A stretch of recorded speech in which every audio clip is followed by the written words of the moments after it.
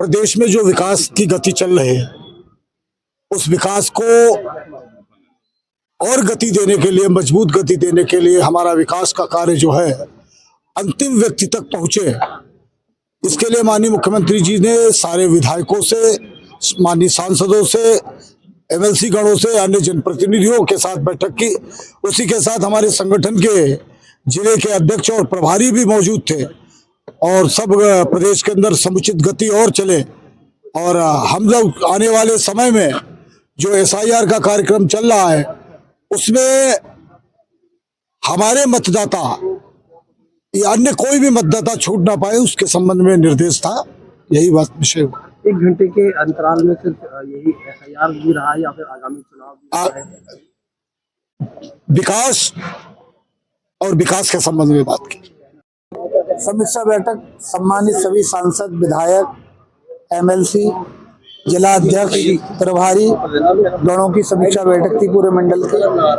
और उन्होंने यही विषय रखा कि भाई आप सरकार, भारत सरकार और प्रदेश सरकार की जितनी भी योजनाएं गरीबों के लिए हैं, पात्र व्यक्तियों के लिए हैं, उन्हें आसानी से पहुंच तो रही हैं, लेकिन आप एक्टिव रहकर और सुगमता से पहुंचो और कोई भी पात्र व्यक्ति ऐसा वंचित ना रह जाए जो सरकारी योजना का लाभ नहीं ले पाए। इसी के अलावा जो चुनाव आयोग की तरफ से जो एसआईआर चल रहा है, तो उसमें BLO 2 जो हर दलों का है, ये नहीं भारतीय जनता पार्टी का, तो उन्होंने भारतीय जनता पार्टी के लोगों से ये कहा कि BLO 2 को सरकारी BLO का सहयोग करना चाहिए, एक सहायक के रूप में, एक सहयोगी के रूप में फार्मों का वितरण, फार्मों का कलेक्शन करना चाहिए। अधिक से अधिक प्रदेशवासियों का एसआईआर हो, जिससे प्रदेश, भारत के जो 12 राज्यों में एसआईआर का काम चल रहा है, प्रथम नंबर पर चुनाव आयोग की दृष्टि में उत्तर प्रदेश आए।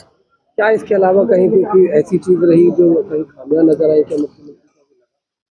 खामियां तो कहीं नहीं थी, उन्होंने सबको सचेत और सक्रिय करने के लिए सुझाव दिया।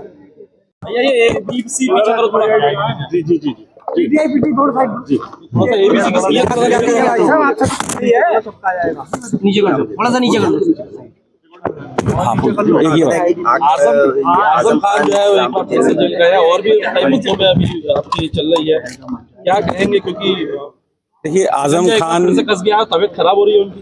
देखिए, आजम खान आज अपने जो कुकर्म है उसकी सजा भुगत रहे हैं, और जिस तरीके के मामले, जो संगीन मामले हैं, चाहे वो बर्थ सर्टिफिकेट का मामला हो, चाहे पासपोर्ट का मामला हो, चाहे पैन कार्ड का मामला हो, ये सब अपने आप में पेपर एविडेंस के मामले हैं।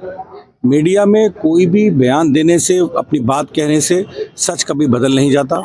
कोर्ट में ये रामपुर कोर्ट से लेकर सुप्रीम कोर्ट तक हम हर मामले में हम जीते हैं और हमने अपनी चीज़ को वहाँ पर साबित किया है, और आज इसी वजह से सत्य की जीत हुई है और जो दोषी है वो जेल में बंद है। वो ये कैटेगरी की जेल की मांग कर रहे हैं।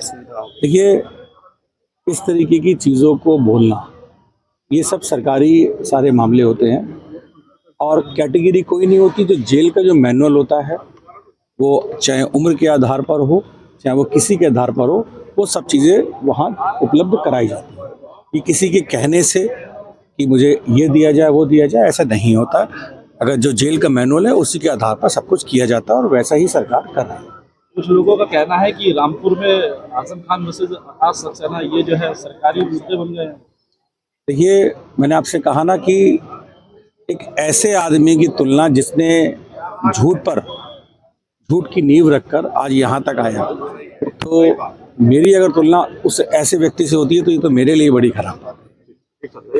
आजम खान और उनके परिवार के लोग जुल्म की इंतहा है और लगातार जुल्म किए जा रहे हैं। आप जनता के साथ जुल्म करो, आप कानून के साथ जुल्म करो, आपने जो किया वो सब ठीक है, और आज अगर कानून अपना काम कर रहा है तो वो जुल्म हो गया, तो वो गलत चीज़ है।